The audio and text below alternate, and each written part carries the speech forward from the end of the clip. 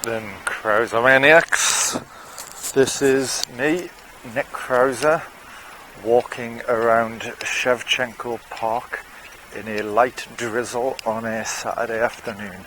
And I'll tell you now, it is fucking dead. It's a really nice spot for day game, but the weather has somewhat nixed that opportunity. So I thought last year I managed to do 20 Womanizer's Bible podcasts, which I've, in my usual grandiose manner, called Season 1. So, let's see if I can get this mic sorted correctly. So now, in the spirit of ever-increasing grandiosity, I thought I might kick off Season 2. It's only the 5th month of the year, it's not like you've been waiting too long. Right, so what I thought I'd talk about now is my evolving attitude towards day game, towards what we affectionately call the grind. Now, the old school version of the grind, i.e., the one I coined in balls deep, is that day game's bloody hard work. Right? You're going to have a payoff cycle quite similar to poker, especially no-limit Texas Hold'em poker, where what happens is most hands you lose. Right? You lose them small, but you lose them. So if you imagine being out, walking around on the streets in the mix, that's the equivalent of sitting at the table, right? That's sitting at the casino late into the night playing the game. Now in poker you have the ante, right? It's every hand. You've got to either put in the big ante when it's your turn, the small ante, or you don't have any ante, and when you get your cards you then decide if you're going to ante in. Right? So the whole idea of that in poker is it creates a compulsion to put money in to the pot so there's something to play for. Right? It's like people can't just fold every hand waiting for the best cards. So day game's a bit like that, in that every set you do, it's costing you a little bit. Right now, depending on where your approach anxiety is, where your enthusiasm is, what your general success rate is for getting hook points or numbers, that cost is going to change. Right? Some days you just feel really good, or you hit a peak during the day, like a day game flow, where it doesn't feel like any cost at all. In fact, it's the opposite. It's almost like someone's paying you money to take part. But most of the time, especially early in the day, especially if it's a bit of a dreary day, there's not a lot on the streets, there's a cost. A very high cost if you have high approach anxiety. As you get better and you bring that under control and you work on your inner game, you start getting more hook points, then what you'll get is a more positive experience of game. Day game will seem less like life and death struggle every set, and you're just putting your ante in, you're going to do your sets. So to keep the poker analogy going, and think of it that way, is you're out in the streets walking around, that's being at the table, and then when a suitable set comes and you open her, that's like putting your ante in to get your 2 cards, right? Your first 2 cards of Texas Hold'em. Now, this is where the grind comes in, is that most of the time, just like poker, the cards you get are shit. They're just not really worth playing, right? So the famously bad set in poker is 7 and 2 offsuit, right? So all the advice in the poker books is you just fold that shit. You're never going to win anything with that hand. Nothing you can do, right? Doesn't matter what other cards come, pretty much. It's a dumb hand to play. So that's a bit like getting a harsh blowout, right? You've been dealt your cards, it's a great big fuck off. And then of course there's all those other hands where you kind of might play them if nobody else is bidding you hard before the flop and forcing you to raise the stakes, right? So this will be girls where they stop, they smile, they talk to you, but the conversation isn't quite flowing. Maybe the attraction's not that good. You're just getting this feel like it's a bit of a flat set. Maybe it's coming from you, maybe you just feel flat, right? So that's a little bit like getting dealt at an 8 and a 9 suited. Right? You think, so long as the price of playing this hand isn't too high, I'll just keep going and see where it goes, right? So a lot of those hands you get nice pleasant chats, maybe you get a number. If you do get a number, it's probably flaky, but every now and then one of those numbers turns out good. You know, you're getting a date and who knows, you might fuck the girl. So that's a bit like getting dealt an 8-9 offsuit. Nobody bids you too hard before the flop, and then the flop helps you, right? Ooh, suddenly there's like an 8 and a 9 in the flop, and you're like, hang on, I got a 2 pair here. Maybe there's something to play. So to continue the analogy, there'll also be times when you just get dealt a fucking awesome first 2 cards, right? You get your ace king suited, or you get, you know, your 2 aces. Now, as every poker player will tell you, that doesn't mean you've won the hand. And even if you win the hand, it doesn't mean you win a big pot, right? There's still a whole load of other factors coming in there. So, in ace king suited, the day game equivalent of that is, you know, a hot girl flashes you an IOI, or, you know, maybe she doesn't. You open and you just get immediate eye sparkle. You know, you step in on her, she takes it. You hold her hand and she gives you a nice long soft handhold, maybe even return the caressing, right? So it is a blindingly good start. So suddenly you're thinking, right, there might be something in here, right? This is the nuts, there might be something going on. But, you know, hands like that, you're willing to, you know, you put your chips in, right? Other people are raising you in poker, you're willing to keep going, right? And suddenly you switch on, you're thinking, right, this hand has potential, I'm going to play it well. I'm going to put all my mental resources into playing this hand well. So that's what it's often like in day game, you know, 1 minute in, when everything's going brilliant, you're thinking, right, I might have found my set of glory here. But of course in poker, the flop can either confirm the win or kill it. Right, if you're looking at ace king suited and the flop brings out, I don't know, fucking 3 2s, suddenly you're in like mortal danger if someone else is holding the 2, right? You're fucked, nothing you can do.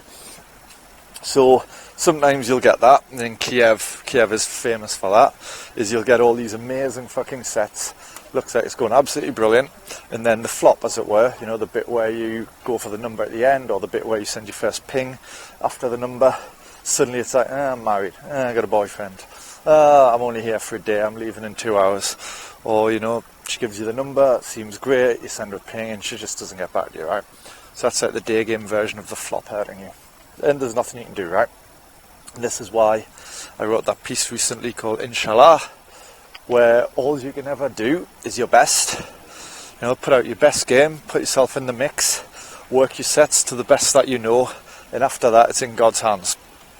And it's the same in poker. All you can do is do the smart betting, read your opponents as best you can, make smart decisions, but ultimately you're at the mercy of the cards. You can never control the cards. So, let's say you've got to the flop and the flop's helped you, right? So you're holding what you think's the nuts or close to it. Other people are betting in with you. So now you've got, you know, the turn card and the river card, cards 4 and 5. Well, that would be roughly analogous to the dating, right? So the turn card, that's getting her out on the date. So what happens there? Well, in poker, the turn card can help you, right? You're sitting there, there's money in the pot, you're feeling quite excited, you're trying to control the outward displays of excitement so that your opponents don't spot what's going on. And then the turn card comes. Does it help you? Does it not? Well, what's the day game equivalent of that? I think that is, she shows up on the date, on time, and you just look at her clothes and you think, fucking hell, she's dolled herself up, she wants to make a good impression on me. You know, the vibe, right from the beginning, is very clearly a male-female polarity. She's come to have a proper date. She's not here to fuck you around. She's not here to study English. She's not here to be like weird. You know, she's on the same page as you, right? That's like getting a turn card which helps you. So you're like, fucking great, right? You're on the date. Play the hand as well as you can.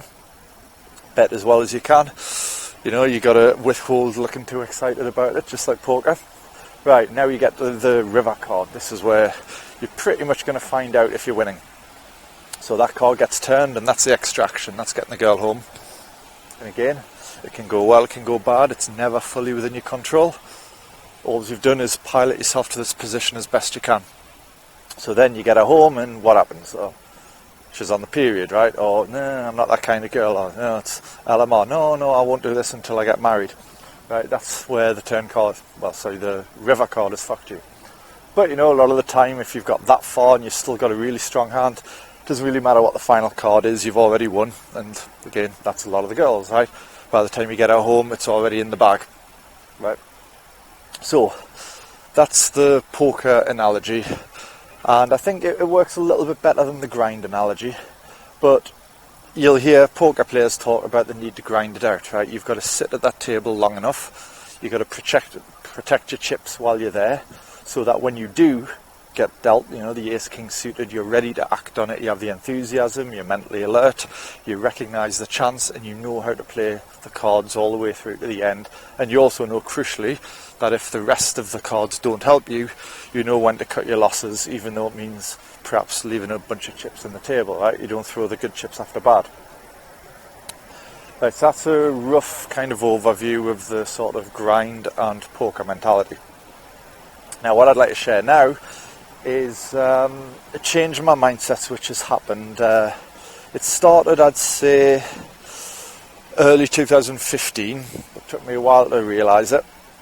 It's very clearly what's been happening this year for me, which is that I don't really feel like I have much of a grind anymore. Now, I'm still out in the streets in the mix. I'm still walking around looking for sets. I'm still doing the sets. It's not like my ratios have jumped up or anything. I'd say they're no improvement on last year. But what's happened is I'm just having a hell of a lot more fun. Right. So I wanted to just talk about that. It's not fully theorised yet, so I'll just give you my working hypotheses on this. Right.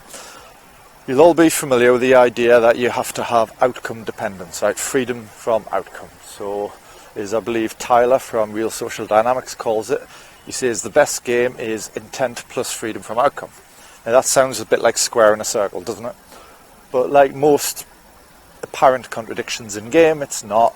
It's like, I don't know, the Hegelian thesis, antithesis, synthesis, right? Is you resolve the apparent contradiction on a higher level. So I think it is possible to have freedom from outcome and intent. It's just bloody difficult to verbalise. So what's happening right now? I have gone back to my beginner days where I'm focusing on the process. I'm focusing on the joy of the hunt rather than the satisfaction of the kill.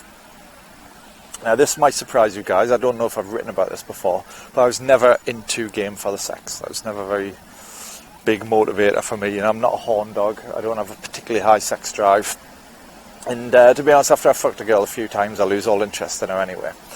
I've got no interest now when I turn up in town to call up my regulars to get more sex. Now, there was a stage when I was into that, but I got very bored of it. Now, it was like with me, I'd say, because of my own background, my inner game issues, my biggest original motivation for game was the fear of sexual irrelevance. That, I was hitting middle age, I'd never been good with women, I was suddenly alone, and do I have it in me to find, attract and seduce the types of women I want? And particularly, will I be able to get a girlfriend of the type I want, so that, for the rest of my life I'm with the girl I want? That was always the original motivation. Now, goals change. Once I satisfied myself for that, I was more interested in, younger, hotter, tighter, crazier stories, more women, whatever. Goals change. But the fundamental goal was always more about affection, ability, connection, the ability to make a girl that I want fall in love with me, more than it was just let's have loads of sex. Because I'd been in pretty much monogamous serial relationships from age 21 to age 34, so I'd had a fucking ton of sex. The actual act of sex itself was nothing special, but as of course fucking new girl was. So what does that mean? It means I've never been that fucking bothered about the kill.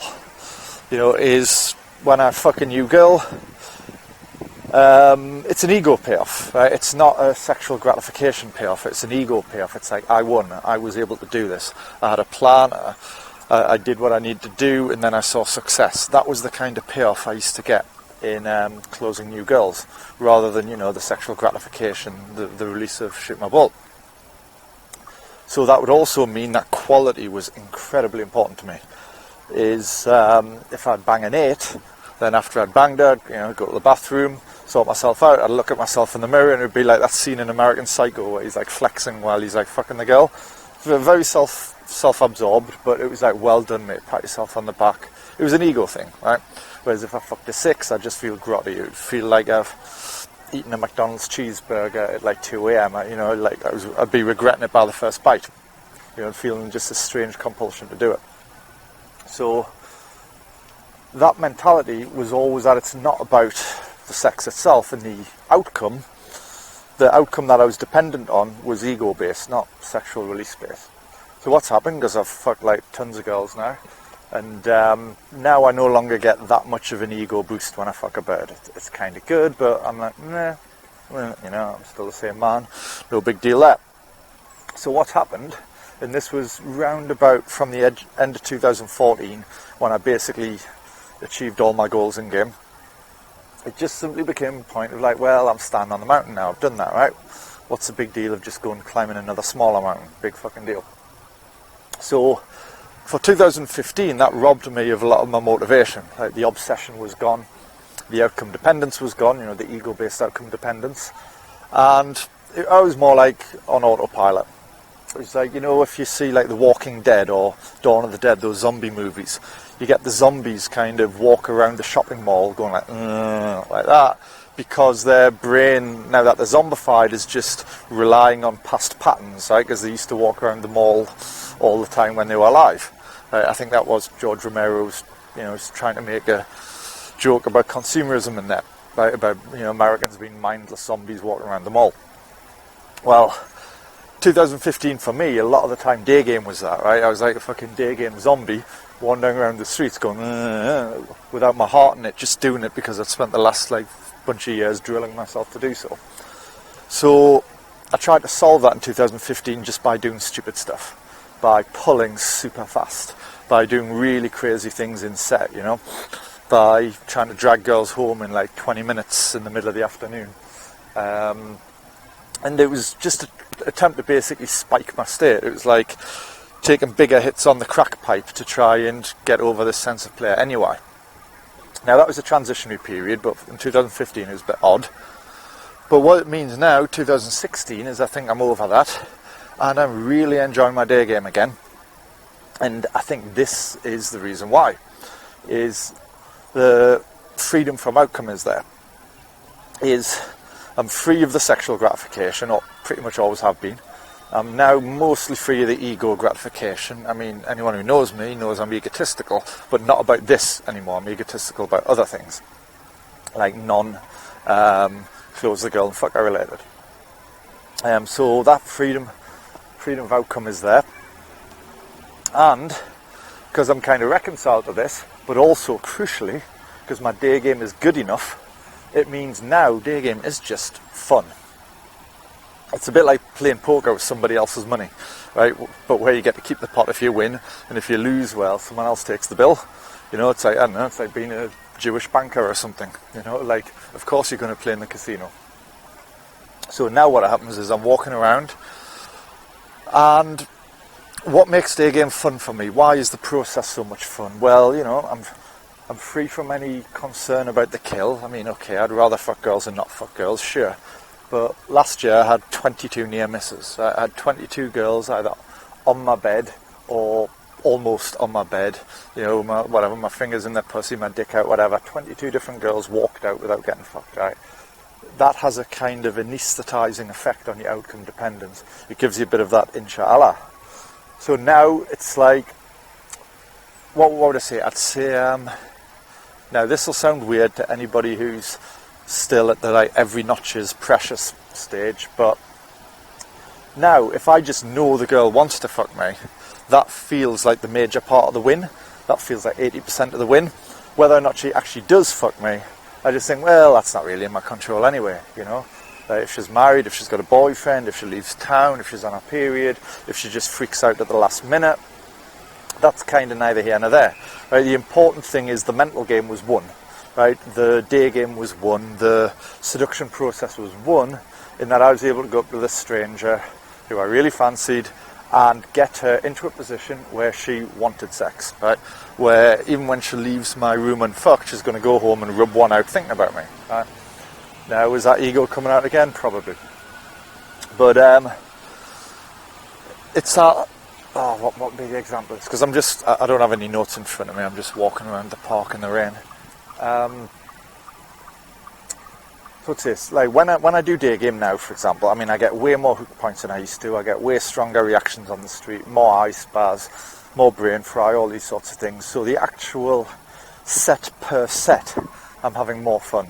Right? I'm having these really fucking fun interactions over and over again. And when I get blowouts, they're nearly always kind of smiling, apologetic blowouts, right? They're not that kind of eye roll, like, how dare you talk to me? Do you think I'm on your level? I don't get those sorts of blowouts, right? I mean, I don't know, I'd have to go to fucking Oxford Street for them. So the day game itself is obviously more fun. I'm walking around with my friends, chatting, chundering all the time. That's more fun. Oh yeah, the other thing is I'm really just into the walking now. I'm trying to do 15 to 20 kilometres a day when I'm doing day game now, and it's not like my targets aren't like let's do this many sets or get this many numbers. My target is let's roll off this many kilometres of walking, because as those of you who read my day game convalescence post will know, is day game is just incredibly healthy. As soon as you get the anxiety under control, you're walking around for hours on end in the sun, in the fresh air, around these beautiful places, looking at women, talking to your friends. You're mindful of your posture the whole time. You're getting a ton of exercise. Right?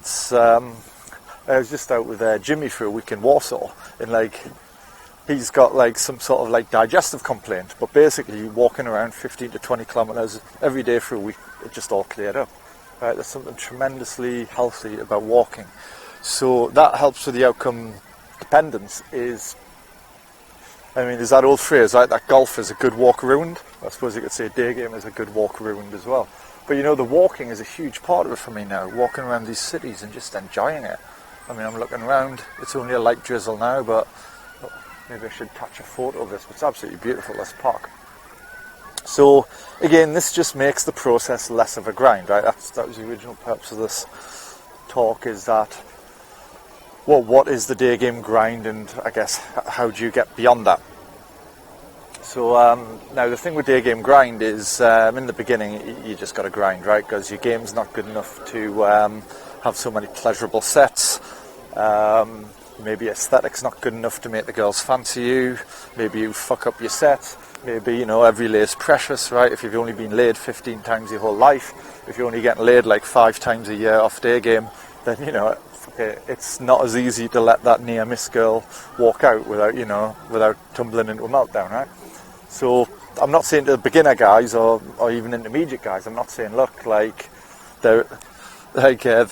grind is nonsensical, oh no, there is no grind. I'm not trying to tell you there is no spoon, there is a grind, but there is another side to that, right? There is an exit point to the grind, right? The grind is like a tunnel, it's like a dark smoke-filled tunnel you have to walk into, but there is another side where you walk out into the bright sunshine, right? It doesn't always feel like a grind, and the better you get and the more your mindset shifts and the more results you clock up, is the more fun day game gets. So that now the grind days are the exception and the fun days are the norm, irrespective of results. This is the important thing. I'm not saying that you suddenly get these super amazing results. I'm getting more or less the same results I've always had the last few years. It's just the process is more fun, it's more joyful. Right, and as I was saying to Jimmy last week, me and Jimmy were talking about it, is one way out of the grind is when you realise that day game is your flow state. So there was that book all about flow, and I remember Tom did a talk about it a few years ago, which is where I first heard of it. But there's this idea of flow state, right, where flow state is something that occurs when you do an activity where it's very difficult, but also you're very good at it. So it's this kind of match of skill plus challenge. So it's that seat of your pants type feeling where you're doing something really impressive and really tough, but you're actually managing to do it, and you're making all these moment-to-moment decisions drawing on your wealth of ability. So that creates its own special type of happiness, which they call flow state. So this book talks about all these sportsmen and artists and stuff who reach flow state, right? So the example we were saying about to Jimmy, I was talking about T-Rex, Mark Bolan, the early 1970s pop star, well, rock star. So I was saying I was listening to my favourite T-Rex album, which is Electric Warrior, from I think 1970, 1971. And I was saying to him, look, fucking hell, I'd love to write music like that. Wouldn't it be awesome if I could write music like that? You know, and I compare the music I write to that, and obviously unfavourably. But then again, we're thinking, well, that album, Electric Warrior, is, I think, maybe the 5th album that Mark Bolan had done. I think his first album was about 6 years earlier. So, also, he was a very, very talented guy. Music was his life, you know, playing his guitar was his life, touring was his life. And, of course, to get to that point where he's getting signed by a label and getting even the first or second album out means he's obviously passed this, like, talent filter. Because, you know, most bands are shit and never get signed. So there was this huge filter going into Mark Bolan being able to do Electric Warrior. If it's not like just some fucking dickhead decided to pick up a guitar and do a CD and came out with this amazing album. We're talking about a very talented guy who's been playing music all his life. Music's his obsession. He passed the filter to be good at it so that he got signed. And then, you know, he learned his craft album after album until his 5th or 6th album. He hit jackpot, got a bit lucky and produced this stunning album, which made him the best-selling recording artist in England in, I think, 1970 or 1972, something like that. But why was that album so good? Well, it's Flow State. I was thinking, like, Daygame's a bit like that. You know, I've been doing Daygame like 6 years. I've passed the talent filter. I've been honing my craft over and over again. It's been my obsession for a long time. So now, when I do Daygame, you know, I have weeks where it's a dud, can't make anything happen. I have weeks where I'm amazing and loads of stuff happens. It's a little bit like, you know, perhaps it's a bit grandiose, but it's a bit like Mark Bolan trying to write music, you know. Sometimes he comes up with like a crappy album, other times he comes up with something like Electric Warrior where everything just hits into place. But the important thing is, I'm sure Bolan, before he let his woman drive his car into a tree and kill them both, I'm sure he was really in flow state when he was writing that album. When he was writing his good music, it was flow state. And it's joy, it's not work. So I think when you reach a certain ability level in Daygame and you're willing to push yourself in terms of what you're doing in set, you can hit this flow state. And for me, I can't really think of any other place I can hit that flow state. It is, okay, I like writing, and when I'm deep into writing I enjoy that. You know, I like doing music, I like playing video games, getting lost into a video game. But of all the different things I do which can achieve flow state, Daygame is by far the strongest. It's the strongest highs, it's that strongest sense of purpose. So Jimmy and I were saying is like, because Jimmy's got a bird and he doesn't really want to be fucking girls, but he's saying like, I can't give up the game. I can't give up walking around in the sun with my friends in a foreign city trying to pick up women. It's just so fucking fun. And I was saying, yeah, if I stopped Daygame, I wouldn't know what to do with myself. I'd be like a boxer, I'd be like Evander Holyfield, like retiring and just can't stop coming back because that joy of training and being in the ring and being in the spotlight is just too much to give up. So, again, this is a release from the grind, is at the other end of the grind, you have Daygame flow. Now, you'll get glimmers of this, especially if you're an intermediate. You'll get these little glimmers of an hour here, an hour there, a day here, a day there, where you hit Daygame flow, and you just get this fucking sense of like fireworks exploding around your head of like, fucking hell, this is so much fun. And you know, you get that little window into the flow state of just what Daygame can give you. So what I'm trying to say is like, as you start getting past that intermediate level into, you know, advanced, I mean beginner, intermediate, advanced, the kind of false categories, but as you get more and more into the advanced, Daygame becomes less of a grind and more flow, and it's just bloody pleasant. So if you can combine that with an increasing freedom from outcome, what you're talking about is Daygame is now this very, very pleasurable activity, which is really, really addictive because it's so much fun. So that was a little Womanizer's Bible podcast. I hope you guys got something out of that.